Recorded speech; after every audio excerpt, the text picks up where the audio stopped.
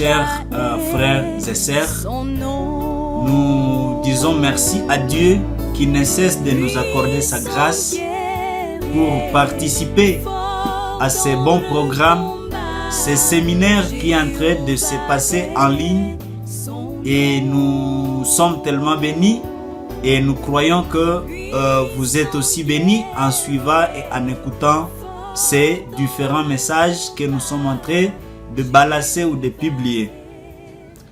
Dans la séance précédente, on a parlé du sacrifice pour le péché dans l'Ancien Testament et dans le Nouveau Testament. En parlant du sacrifice du péché dans le Nouveau Testament, on a vu comment Dieu nous a donné la rédemption éternelle en travers Jésus. Par son sang, il est entré une fois pour toutes dans le tabernacle céleste.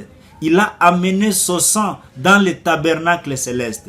Et le sang était pour expier, pour effacer nos péchés. C'est-à-dire, Dieu a effacé nos péchés éternellement. C'est ce que nous appelons salut.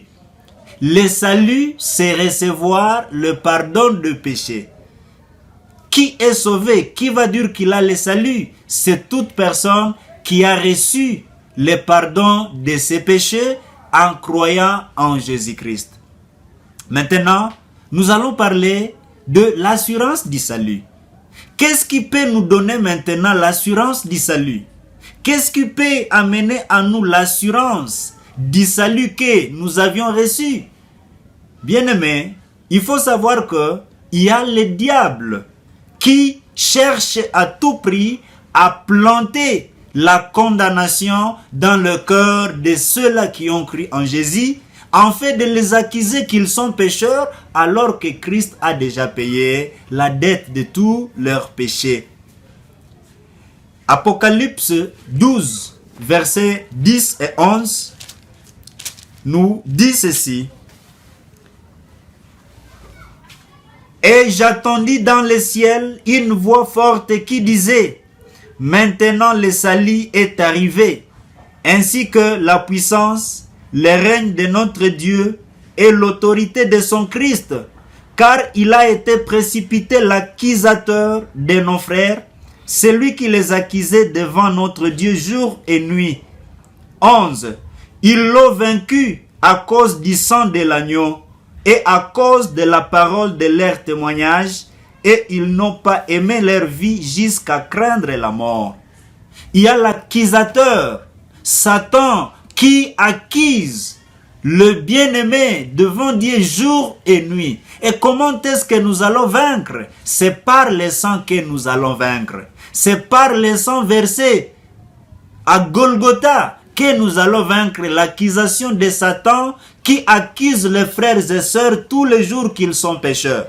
Bien-aimé, Jésus a payé la dette de tous nos péchés. Dieu nous a donné un salut éternel. Alors nous aurons toujours de l'assurance quand nous proclamons toujours le sang de Jésus versé sur la croix de Golgotha. Dieu a fait le plan de notre salut avant la fondation du monde. Et il a envoyé son Fils unique Jésus, en fait que Jésus puisse accomplir ce plan du salut. Et Jésus a accompli le plan du salut sur la croix de Golgotha.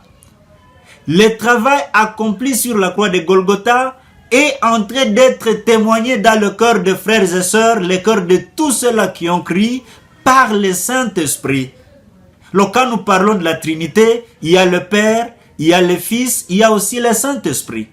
Le Père a planifié notre salut. Le Fils a accompli notre salut sur la croix. Et le Saint-Esprit témoigne ce travail achevé à Golgotha. Il le témoigne dans nos cœurs afin que nous puissions avoir de l'assurance. Voilà pourquoi le Saint-Esprit parle à nos cœurs que nous sommes enfants de Dieu. Il parle à nos cœurs que nous sommes pardonnés de tous nos péchés. Voilà pourquoi nous avons de l'assurance. Ce qui va nous amener de l'assurance, ce sont les promesses que Dieu nous donne après avoir reçu le salut. Qu'est-ce que Dieu dit? Il dit qu'il ne se souviendra plus de nos péchés. Il dit qu'il a effacé nos péchés. Il dit qu'il nous a sauvés, il nous a justifiés. Quand nous plaçons notre foi dans la parole de Dieu, quand nous plaçons notre foi dans ce que Christ a fait sur la croix, ça nous donne de l'assurance. Ça nous donne de la certitude dans ce que Christ a fait pour nous. Pendant ce séminaire, nous étions en train de parler de la rédemption éternelle. Qu'est-ce que la rédemption éternelle? La rédemption éternelle, c'est le pardon de nos péchés. La rédemption éternelle, c'est le salut que nous avions obtenu en Jésus. En Jésus, nous sommes plus que vainqueurs. Jésus nous a sanctifiés. Jésus nous a purifiés. Jésus nous a justifiés.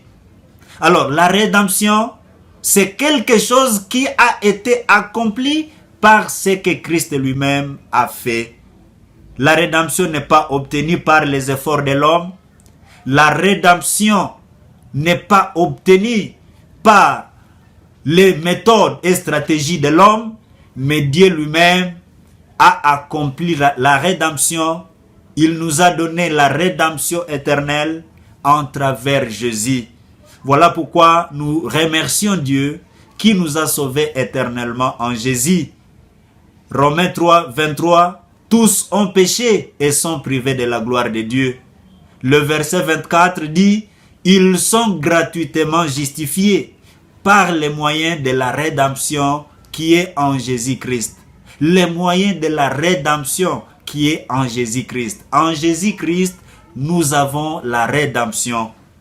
Dans Colossiens 1,14, la Bible dit qu'en qui nous avons la rédemption, le pardon de nos péchés. C'est-à-dire en Jésus, nous avons la rédemption, nous avons le pardon des péchés. La rédemption veut tout simplement dire la rémission des péchés. Veut tout simplement dire le pardon de nos péchés. Voilà pourquoi quand nous croyons en Jésus, nous recevons ce pardon par la foi en Jésus-Christ. Ayons de l'assurance de notre salut, à placer toujours notre confiance à Jésus, à penser toujours aux promesses que Dieu nous a données par sa parole. Je vais lire enfin Romains 8, versets 33 et 34. Romains 8, versets 34, 33 et 34. La Bible dit ceci. Qui accusera les élus de Dieu? C'est Dieu qui justifie. Qui les condamnera? Christ est mort, bien plus. Il est ressuscité, il est à la droite de Dieu et il intercède pour nous. Qui accusera les élus de Dieu? Personne. Pourquoi? Parce que c'est Dieu qui justifie. Qui les condamnera? Qui va nous condamner encore? Personne. Christ est mort sur la croix. La mort de Jésus sur la croix, c'est la rédemption éternelle que Dieu nous a donnée. Merci bien-aimés et que Dieu vous bénisse.